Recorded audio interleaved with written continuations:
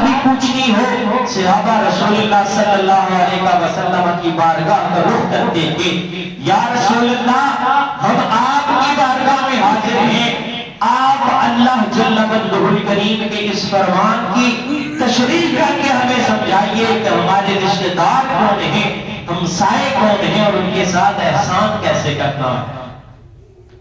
حضور علیہ السلام کے فرمان کے مطابق آپ علیہ السلام نے فرمایا کہ لوگوں، ہمسائے جو ہیں ان کی 3 اقسام ہیں، پھر ان پر جو حق ہیں وہ ایسے ہیں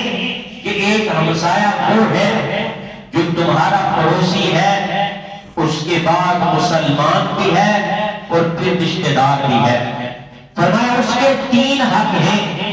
ایک مسلمان ہونے کا حق، دوسرا پڑوسی ہونے کا حق اور تیسرا تمہارا رشتہ دار ہونے کا حق۔ فرمایا دوسرے نمبر پر وہ ہے جو مسلمان ہے،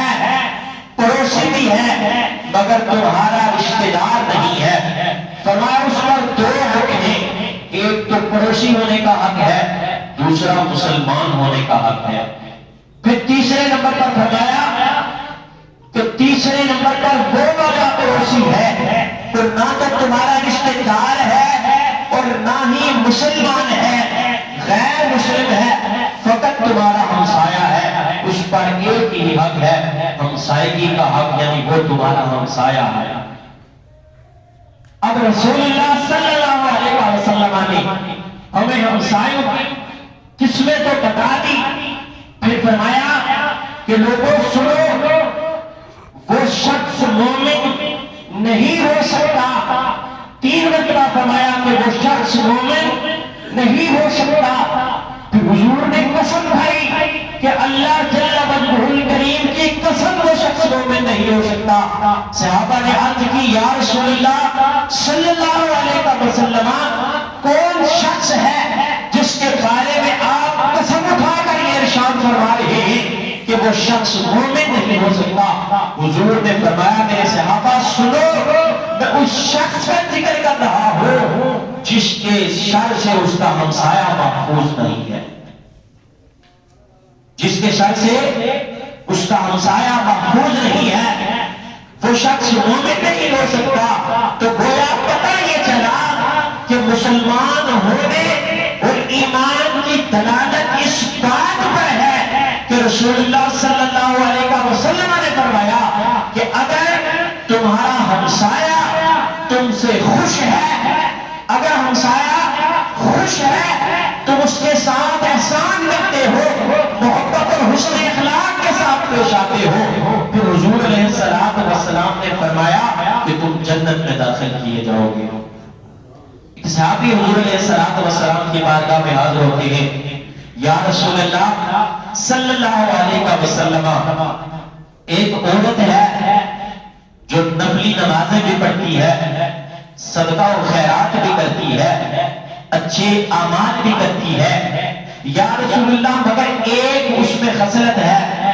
ایک کمی ہے، بری عادت ہے، وہ یہ ہے کہ یا رسول اللہ صلی اللہ علیہ وسلم اس کی زبان سے اس کے ہمسائے محفوظ نہیں ہیں، باقی سارے اچھے عمل کرتی ہے مگر اس کی زبان سے اس کے ہمسائے محفوظ نہیں ہیں۔ رسول اللہ صلی اللہ علیہ وسلم نے فرمایا یا فی النار، وہ جہنمی ہے۔ پھر عرض کی یا رسول اللہ صلی اللہ علیہ وسلم ایک دوسری عورت ہے، وہ نفلی نمازوں کی کثرت بھی نہیں کرتی، وہ دیگر عبادات بھی صحیح طریقے سے بجا نہیں لاتی، کوئی خاطر اچھے کام بھی نہیں کرتی، صدقہ و خیرات بھی کم کرتی ہے،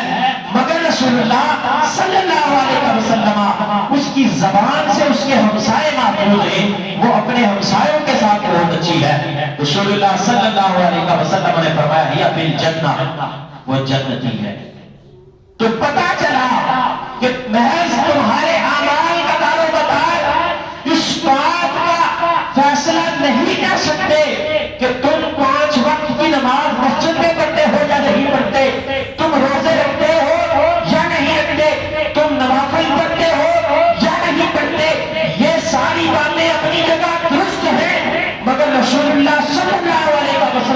فرمان کے مطابق اگر تمہارے ہمسائے تم سے ناخوش ہیں تو تم مالک کی بارگاہ میں برگزیدہ بندے نہیں بن سکتے۔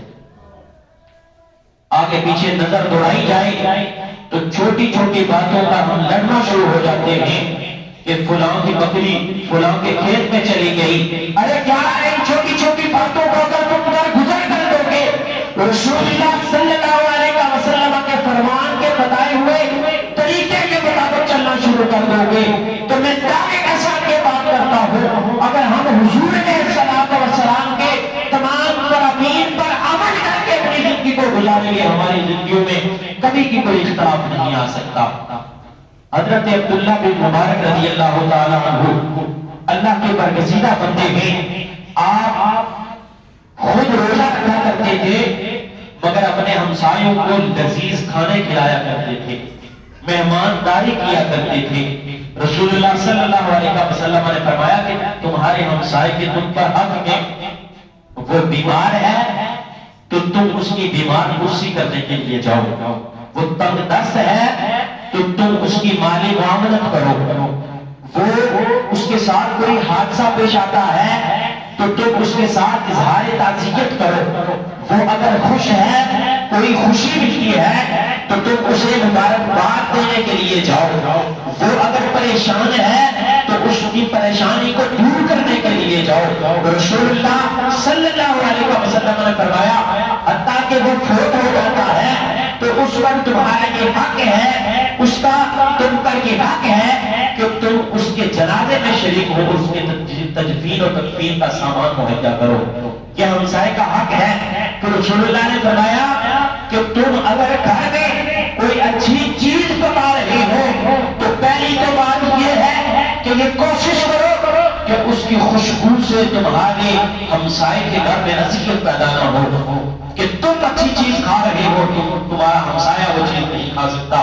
پھر فرمایا کہ تم اگر گوشت پکا رہے ہو تو اس میں زیادہ پانی ڈال دو اور اس کی شوربے کی ایک پلیٹ اپنے ہمسائے کے گھر بھی بھیج دو۔ تم اگر پھل اپنے گھر میں خرید کر لا رہے ہو تو پھلوں کے چند ٹکڑے اپنے ہمسائے کے گھر بھی بھیج دو۔ پھر فرمایا کہ اگر تم یہ نہیں کر سکتے تو اپنے بچے کے ہاتھ میں وہ کھانے والی چیز دے کر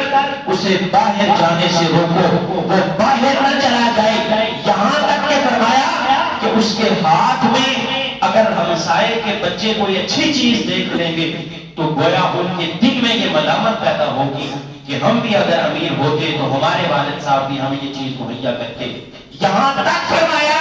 کہ حضور علیہ السلام نے جو آخری بات فرمائی وہ یہ فرمایا کہ جبریل امین مجھے بار بار ہمسائے کے حق کے متعلق فرما رہے تھے، حکم صادر فرما رہے تھے۔ حضور نے فرمایا کہ مجھے یہ اندیشہ ہونے لگا کہ اتنے زیادہ ہمسائے کے حق بتائے جا رہے ہیں کہ مجھے اندیشہ ہونے لگا کہ کہیں وراثت میں ہمسائے کو حصے دار نہ بنا دیا جائے۔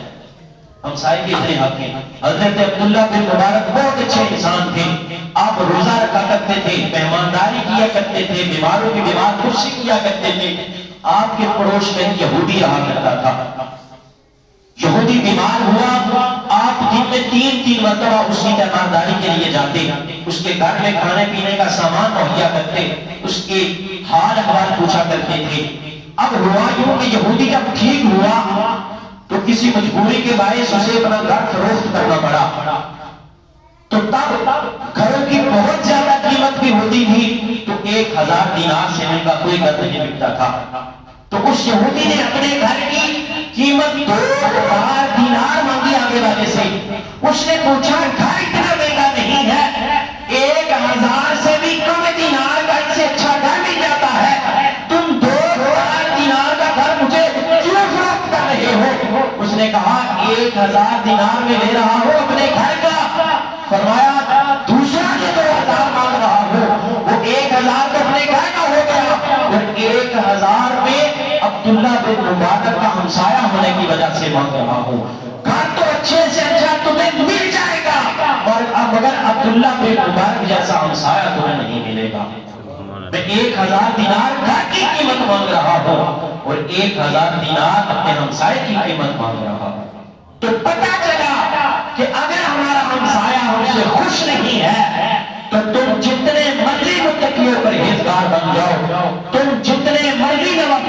مالک کی بارگاہ میں حضور نے فرمایا اگر ہمسایہ خوش نہیں ہے تو تمہارے تمام اعمال قابل قبول نہیں ہے۔ تو دعا ہے اللہ جل مجدہ الکریم ہمیں ان باتوں کو سمجھنے اور ان پر عمل کرنے کی توفیق عطا فرمائے اور اپنے اپنے ہمسایوں کے ساتھ اچھا سلوک کرنے کی توفیق